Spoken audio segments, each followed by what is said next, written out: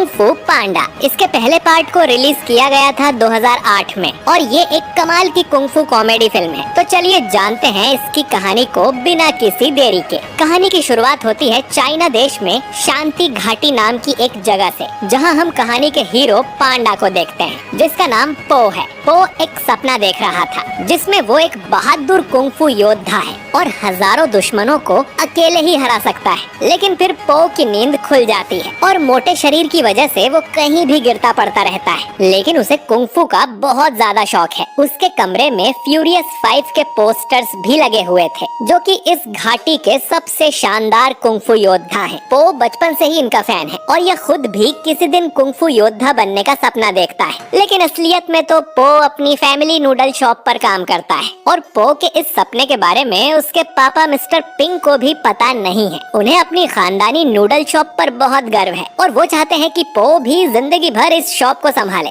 साथ ही mister ping अपने noodle में एक सीक्रेट इंग्रेडिएंट डालते हैं जिससे नूडल्स बहुत टेस्टी लगते हैं, पर वो इंग्रेडिएंट क्या है ये किसी को नहीं पता। दूसरी तरफ हम जेड पैलेस में फ्यूरियस 5 को ट्रेनिंग करते हुए देखते हैं, जिसमें वो अपने मास्टर शीफू को छू भी नहीं पा रहे थे। इनके नाम थे टाइग्रेस, क्रेन, मेंटिस, वाइपर और मंकी। शीफू इन सभी में कोई न कोई कमी बताते हैं और तभी उन्हें मास्टर उगवे का बुलावा आ जाता है। मास्टर उगवे शीफू के भी गुरु हैं और वो यहाँ के सबसे सीनियर कुंग फू मास्टर हैं। उगवे शीफू को बताते हैं कि टाइलंग वापस आने वाला है। ये सुनकर शीफू को यकीन नहीं होता, क्योंकि टाइलंग तो एक हाई सिक्योरिटी जेल में बंद है, पर उगवे की बात कभी गलत नहीं होती। इसीलिए master Shifu jail security double करने का संदेश भेज देते हैं। टाइलंग एक खूंखार योद्धा है जिसे गुरु उगवे ने ही जेल में डाला था। शीफू फिर उगवे से पूछता है कि उन्हें क्या करना चाहिए, क्योंकि टाइलंग यहाँ आ गया तो तबाही मचा देगा। जिस पर उगवे बोलते हैं कि अब लेजेंडरी ड्रैगन वॉरियर को ढूंढने का समय आ गया है, जो ड्रैगन स्क्रॉल की शक्ति हासिल करने के काबिल होगा। कोई भी जो उस स्क्रॉल को पढ़ लेगा वो सबसे पावरफुल ड्रैगन वॉरियर बन जाएगा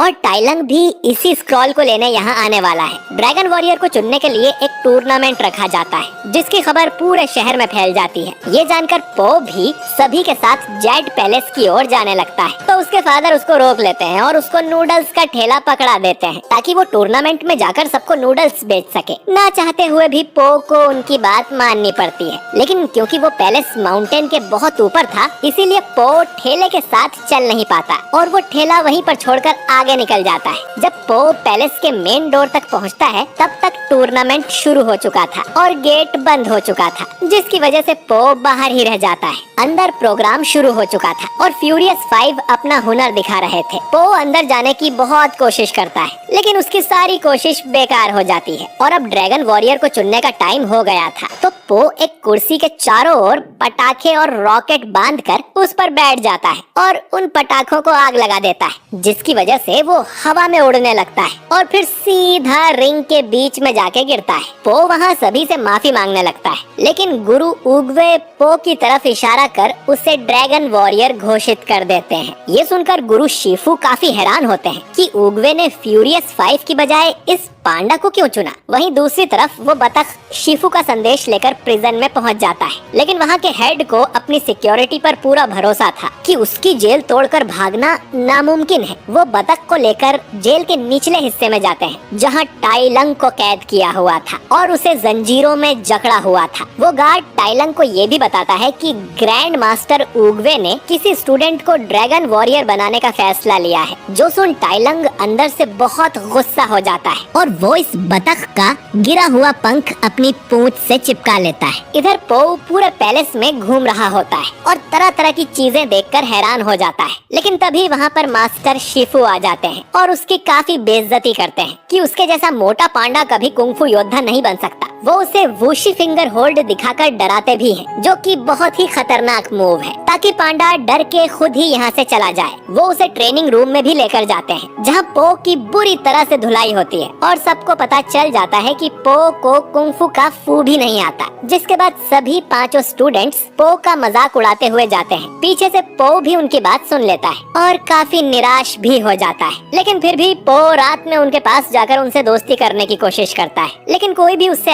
अच्छे से बात नहीं करता और टाइग्रेस तो पो को हमेशा के लिए यहाँ से निकल जाने को भी कहती है। जिसके बाद पो दुखी होकर अकेले एक पेड़ के नीचे खड़ा होता है। तभी वहाँ उगवे भी आ जाते हैं और वो पो को एडवाइस देते हैं कि उसे पास्ट और फ्यूचर की चिंता छोड़कर सिर्फ अपने प्रेजेंट पर फोकस करना चाहिए, जो सुन पो को थोड़ा अच्छा लगता है। वहीं दूसरी तरफ जेल में टाइलंग उस पंख की मदद से अपने बॉडी लॉक को खोल देता है। तभी गार्ड्स की उस पर नजर जाती है और वो काफी बड़े बड़े तीर टाइलंग की तरफ मारने लगते हैं, पर उन्हीं तीरों से टाइलंग अपनी हथकड़ी तोड़ लेता है और उन पर उल्टा अटैक करने लगता है। टाइलंग को यही रोकने की काफी कोशिश की जाती है, लेकिन टाइलंग अकेला ही उन सभी गार्ड्स को हरा देता है। फिर टाइलंग उस बदक से कहता है कि शिफू को जाकर बता दो कि असली ड्रैगन वॉरियर वापस घर आ रहा है।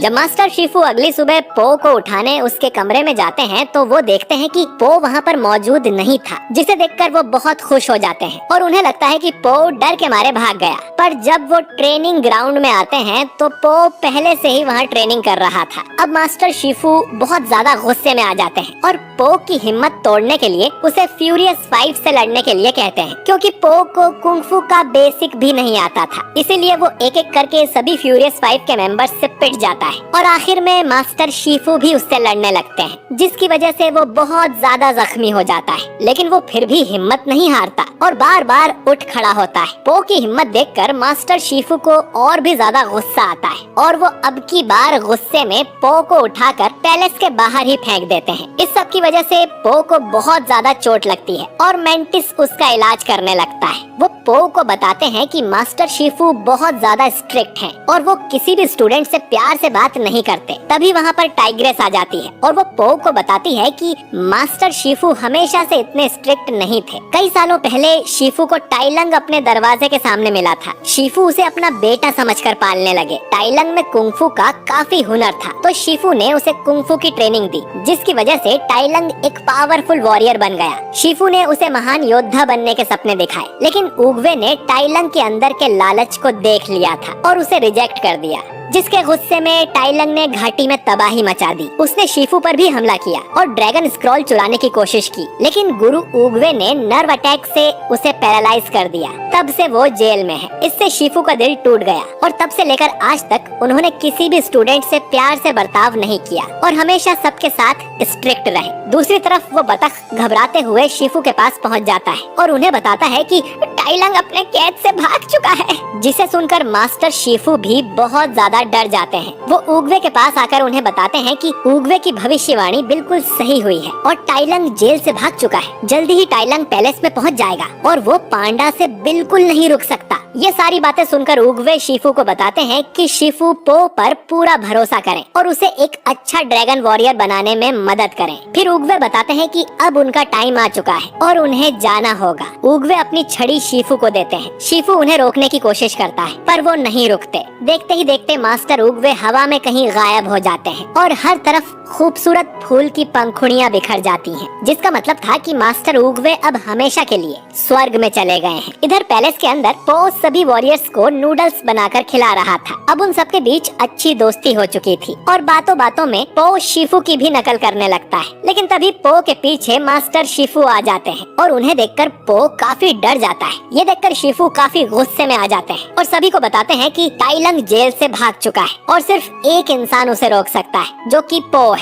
पर ये सुनकर टाइग्रेस कहने लगती है कि उन्हें भी टाइलंग को रोकने का मौका मिलना चाहिए, क्योंकि इतने सालों से उन्हें ट्रेनिंग ही टाइलंग को रोकने की दी जा रही थी। पर शिफू मना करते हुए कहते हैं कि टाइलंग को रोकना सिर्फ पो की किस्मत में लिखा है। पर पो वहाँ से भाग चुका था, क्योंकि टाइलंग उसके लिए काफी ज्यादा स्ट्रॉन्ग था और वो आसानी से पो को मार सकता है। लेकिन मास्टर शिफू पो को भागने नहीं देते और बताते हैं कि सिर्फ वही टाइलंग को रोक सकता है। लेकिन पो मना करने लगता है और शिफू से पूछता है कि वो उसके जैसे मोटे पांडा को कैसे एक ड्रैगन वॉरियर में बदलेंगे, जिसका शिफू के पास कोई जवाब नहीं होता। शिफू को ऐसे चुप देखकर पो भी थोड़ा निराश हो जाता है। वहीं दूसरी तरफ फ्यूरियस 5 बिना शिफू की इजाजत के अकेले ही टाइलंग को रोकने निकल जाते हैं, क्योंकि ये काम पो के बस का बिल्कुल भी नहीं है। अगले दिन शिफू को किचन से तोड़फोड़ की आवाज आती है। वो देखते हैं कि पो ने पूरा किचन खाने की तलाश में तोड़ दिया है। ये देखकर शिफू को कुछ समझ आता है और वो पो को बताते हैं कि सबसे ऊपर वाले मटके में बिस्किट्स रखे हैं, जिन्हें वो खा सकता है। पो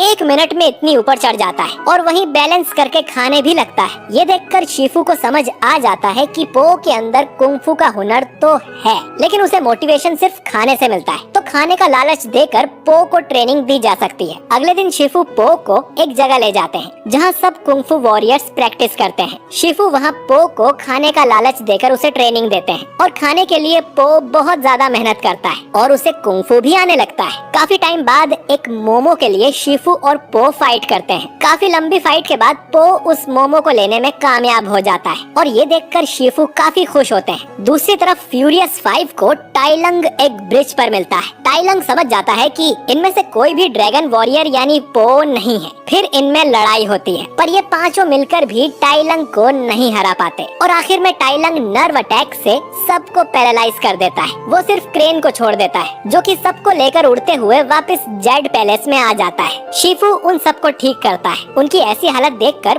पो डर गया था। अब शिफू को लगता है कि पो टाइलंग से लड़ने के लिए तैयार है, तो शिफू पो को वो ड्रैगन स्क्रॉल दे देता है। लेकिन पो देखता है कि उसमें तो कुछ भी नहीं लिखा। ये देखकर सभी काफी हैरान होते हैं कि ड्रैगन स्क्रॉल बिल्कुल खाली है। ये देखकर सभी की आखिरी आस भी टूट जाती है। फिर शिफू खुद टाइलंग से फाइट करने को कहते हैं, पर सभी स्टूडेंट्स बताते हैं कि टाइलंग उन्हें मार देगा। पर शिफू कहते हैं कि अगर ऐसा हुआ तो उन्हें उनकी गलती की सजा मिल जाएगी। वो फ्यूरियस 5 और पो से कहते हैं कि सभी गांव वालों को यहाँ से ले जाओ। कुछ ही देर में वो सब पूरा विलेज खाली करवाने लगते हैं। पो भी वापस अपने फादर के पास आ जाता है, जहाँ पर उसके फादर पो को इतना उदास देखकर उसे अपने सीक्रेट इंग्रेडिएंट के बारे में बताते हैं, जो कि असल में कुछ भी नहीं है। ये सुनकर पो काफी हैरान होता है और पूछने लगता है कि यानी उनके नूडल्स भी नॉर्मल नूडल्स ही हैं। जिस पर पो के पापा बताते हैं कि किसी चीज को खास बनाने के लिए बस यकीन करना होता है कि वो चीज खास है और फिर वो चीज अपने आप खास बन जाएगी। अपने पापा की ये बात सुनकर पो को समझ आ जाता है कि कोई सीक्रेट पावर नहीं होती, उन्हें बस खुद पर विश्वास करना चाहिए कि वो स्पेशल हैं। पो अब टाइलंग से लड़ने को तैयार था और वो वापस शिफू के पास जाने लगता है। वहीं दूसरी तरफ टाइलंग पैलेस में पहुंच चुका था और वो शिफू से लड़ने लगता है। वो शिफू को कोसता है, पहले आपने मुझे ड्रैगन वॉरियर बनने के सपने दिखाए और फिर उस सपने को मुझसे छीन लिया, वो भी सिर्फ उस बुढ़े कछुए के कहने पर। शिफू टाइलंग से माफी मांगते हैं क्योंकि उन्हें टाइलंग पर बहुत गर्व था और इसी घमंड में उन्होंने टाइलंग को बिगाड़ दिया। लेकिन टाइलंग को अब सिर्फ ड्रैगन स्क्रॉल चाहिए था, पर जब उसे पता चलता है कि वो तो शिफू ने पो को दे दिया, तब वो गुस्से में शिफू को जान से मारने लगता है। तभी अचानक पो वहाँ पर आ जाता है और टाइलंग से कहता है कि वो नया ड्रैगन वॉरियर है। पो को देखकर टाइलंग बहुत ज्यादा हंसने लगता है क्योंकि उसे विश्वास ही नहीं हो रहा था कि एक पांडा ड्रैगन वॉरियर बन सकता है। तभी पो टाइलंग को वही ड्रैगन स्क्रॉल दिखाता है, जिसे देखकर टाइलंग उस पर हमला कर देता है और फिर दोनों के बीच काफी ज्यादा लड़ाई हो जाती है। वो दोनों लड़ते लड़ते गांव में आ चुके थे। टाइलंग का सारा ध्यान स्क्रॉल को हासिल करने में था, न कि पो को मारने में। इसीलिए पो टाइलंग की अच्छे से धुलाई लगाता है। आखिर में टाइलंग पो से ड्रैगन स्क्रॉल छीन लेता है, लेकिन जैसे ही टाइलंग वो स्क्रॉल खोलता है तो ये देखकर हैरान हो जाता है कि वो पूरा खाली था। जिस पर पो बताता है कि ऐसी कोई चीज नहीं है जो किसी को स्ट्रॉन्ग बना सके, उन्हें सिर्फ अपने आप पर विश्वास होना चाहिए। ये सुनकर टाइलंग काफी गुस्से में आ जाता है क्योंकि उसने अपनी पूरी जिंदगी स्क्रॉल को हासिल करने में लगा दी और आखिर में उसे कुछ नहीं मिला। वो पो को पैरालाइज करने की कोशिश करता है, लेकिन क्योंकि पो एक मोटा सा पांडा था, इसीलिए टाइलंग का नर्व अटैक उसके शरीर पर काम ही नहीं करता क्योंकि उसे पो की नसें ही नहीं मिलती। पो को सिर्फ गुदगुदी होती है। पो इसके बाद टाइलंग की अच्छे से धुलाई करता है और अपने पेट से टक्कर मार के उसे बहुत ऊपर भी उछाल देता है। आखिर में पो टाइलंग पर वुशी फिंगर अटैक करने लगता है, जिसे देखकर टाइलंग भी काफी ज्यादा हैरान था और वो पो से पूछता है, क्या शिफू ने तुम्हें ये भी सिखाया है?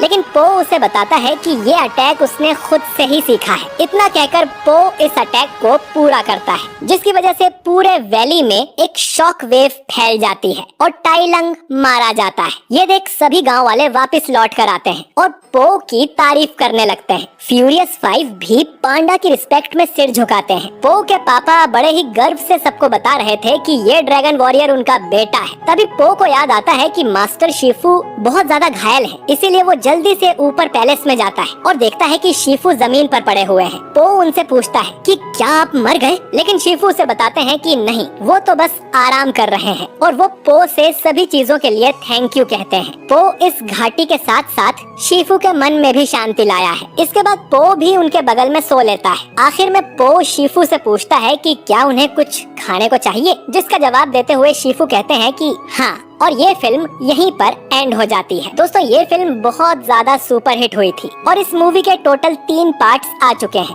4th पार्ट भी जल्द ही रिलीज किया जाएगा। अगर आप चाहते हैं कि मैं बाकी पार्ट्स भी एक्सप्लेन करूं, तो कमेंट बॉक्स में यस जरूर टाइप कीजिए। बाकी वीडियो अच्छा लगा है तो इसे लाइक कीजिए, दोस्तों से शेयर कीजिए, और अगर आप हमारे चैनल पर नए हैं तो हमारे चैनल वाइपर मूवी एक्सप्लेन्ड को सब्सक्राइब करके बेल आइकन जरूर दबाइए, ताकि आपसे हमारा कोई भी वीडियो मिस ना हो। मैं मिलता हूँ आपसे बहुत ही जल्द अगले वीडियो में। शुक्रिया।